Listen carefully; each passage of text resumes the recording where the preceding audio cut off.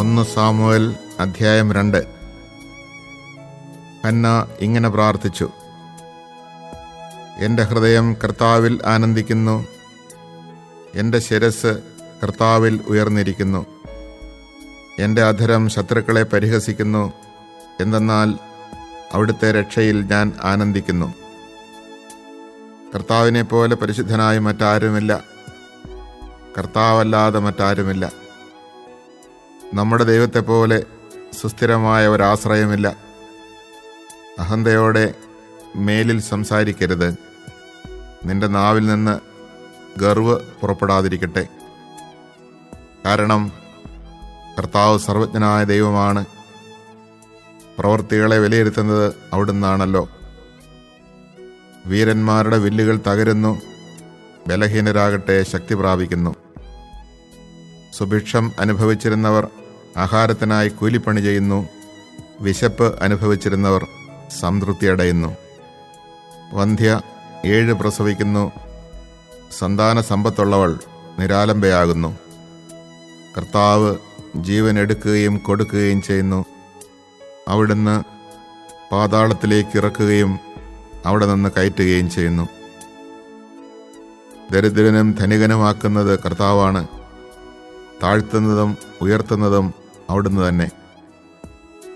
ദരിദ്രനെ അവിടുന്ന് ധൂളിയിൽ നിന്ന് ഉയർത്തുന്നു, അഗതിയെ കുപ്പയിൽ നിന്ന് സമുദ്ധരിക്കുന്നു.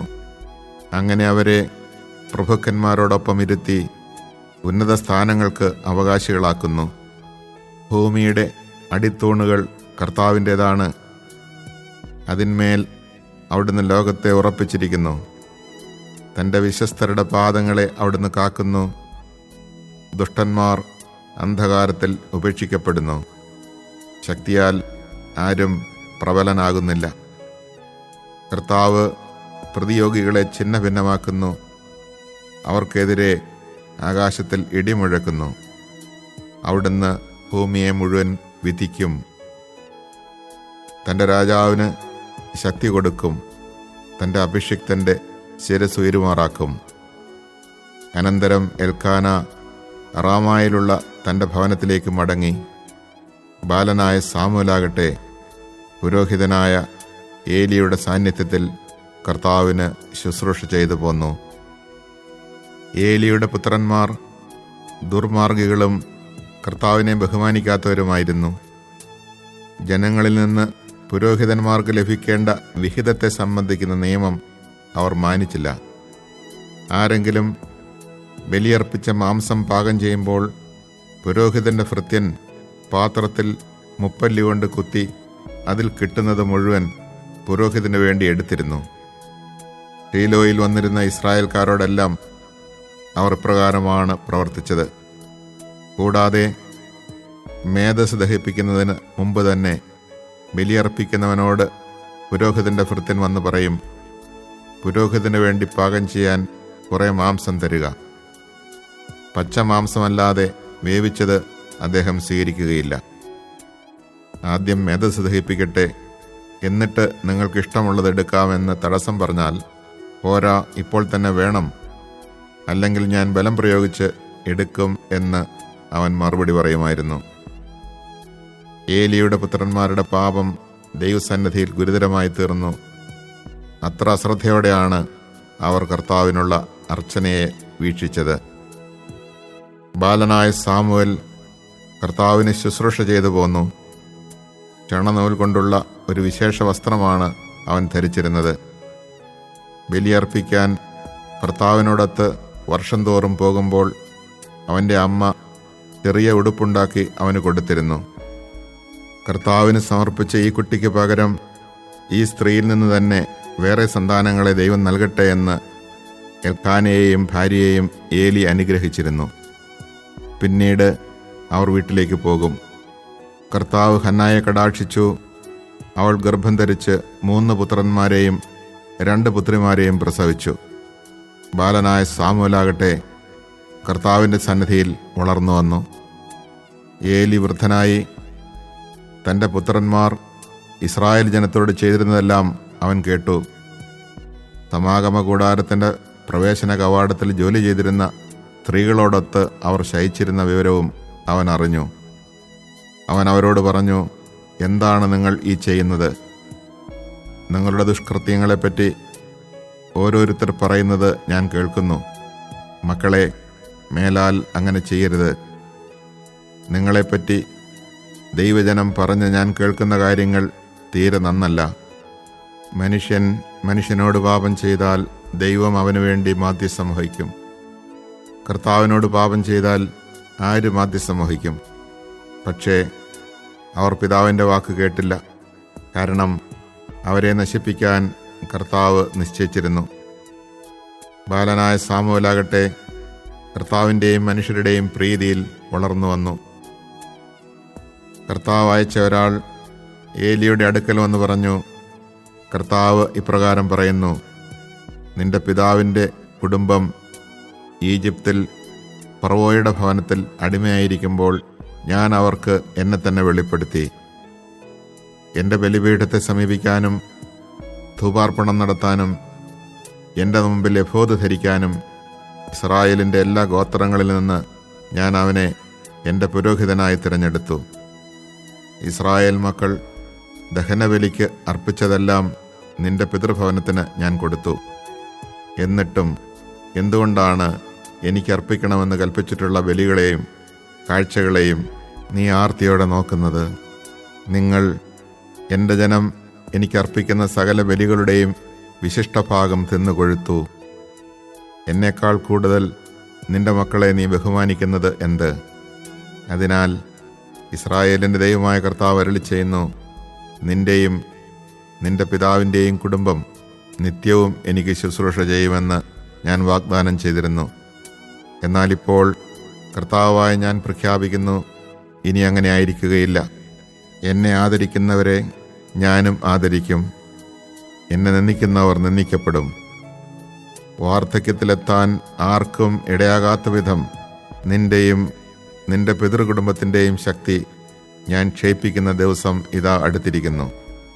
ഇസ്രായേൽ ജനത്തിൽ മറ്റുള്ളവർക്ക് ഞാൻ നൽകുന്ന അനുഗ്രഹങ്ങൾ കണ്ട് നിങ്ങൾ അസ്വസ്ഥരും അസൂയാലുക്കളുമാകും. പക്ഷേ നിന്റെ കുടുംബത്തിൽ പ്രായം ചെന്നവരായി മേലിൽ ആരും ഉണ്ടാവുകയില്ല. നിങ്ങളിലൊരുവനെ എൻ്റെ ബലിപീഠത്തിൽ നിന്ന് ഞാൻ വിച്ഛേദിക്കുകയില്ല. കണ്ണീരുകൊണ്ട് അവൻ്റെ കാഴ്ച മങ്ങുകയും ഹൃദയം ഉരുകുകയും ചെയ്യും.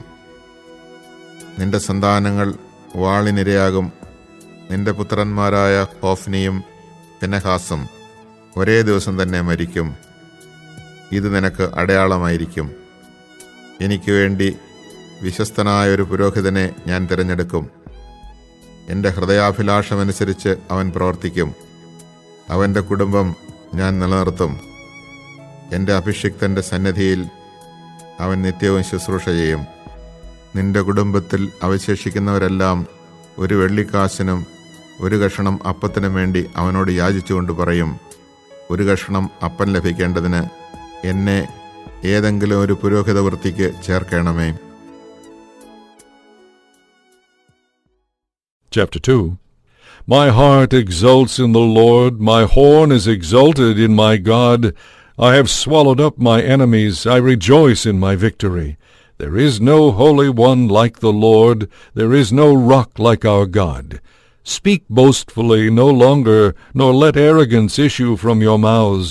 For an all-knowing God is the Lord, a God who judges deeds. The bows of the mighty are broken, while the tottering gird on strength. The well-fed hire themselves out for bread, while the hungry batten on spoil. The barren wife bears 7 sons, while the mother of many languishes. The Lord puts to death and gives life. He casts down to the netherworld, he raises up again. The Lord makes poor and makes rich. He humbles, he also exalts. He raises the needy from the dust. From the ash heap he lifts up the poor, to seat them with nobles, and make a glorious throne their heritage. He gives to the vower his vow, and blesses the sleep of the just. For the pillars of the earth are the Lord's, and he has set the world upon them. He will guard the footsteps of his faithful ones, but the wicked shall perish in the darkness. For not by strength does man prevail, the Lord's foes shall be shattered. The Most High in heaven thunders, the Lord judges the ends of the earth. Now may he give strength to his king, and exalt the horn of his anointed. When Elkanah returned home to Ramah, the child remained in the service of the Lord under the priest Eli.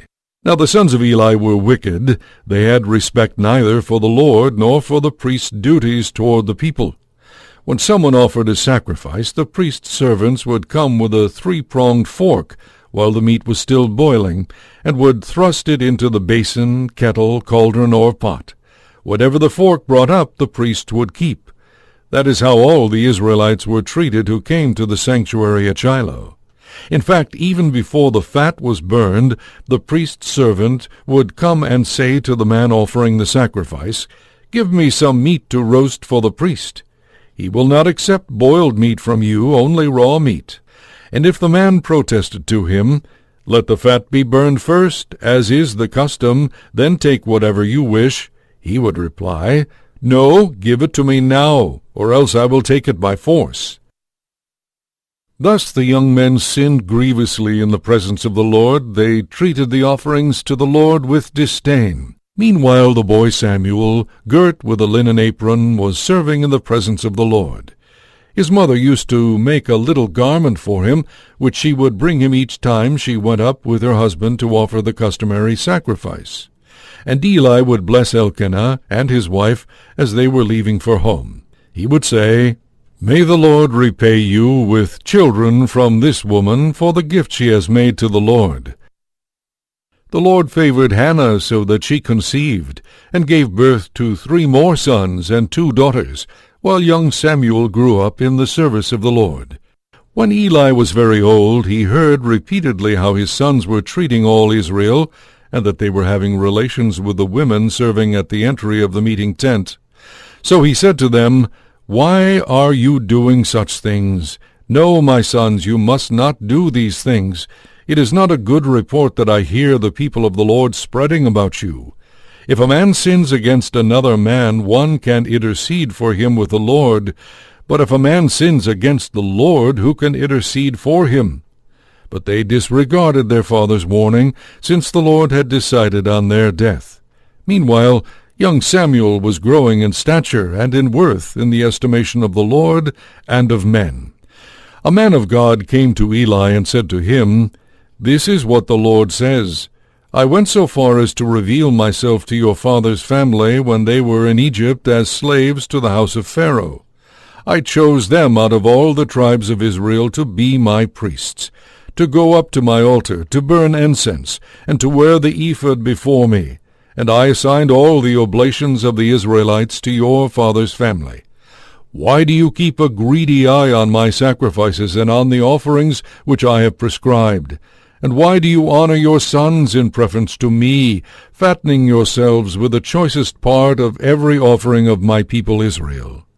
This, therefore, is the oracle of the Lord, the God of Israel. I said in the past that your family and your father's family should minister in my presence forever. But now the Lord declares, away with this, for I will honor those who honor me, but those who spurn me shall be accursed. Yes, the time is coming when I will break your strength and the strength of your father's family, so that no man in your family shall reach old age. You shall witness as a disappointed rival all the benefits enjoyed by Israel, but there shall never be an old man in your family. I will permit some of your family to remain at my altar, to wear out their eyes in consuming greed, but the rest of the men of your family shall die by the sword. You shall have a sign in what will happen to your 2 sons, Hophni and Phinehas. Both shall die on the same day. I will choose a faithful priest who shall do what I have in heart and mind. I will establish a lasting house for him, which shall function in the presence of my anointed forever. Then whoever is left of your family will come to grovel before him for a piece of silver or a loaf of bread, and will say, Appoint me, I beg you, to a priestly function, that I may have a morsel of bread to eat.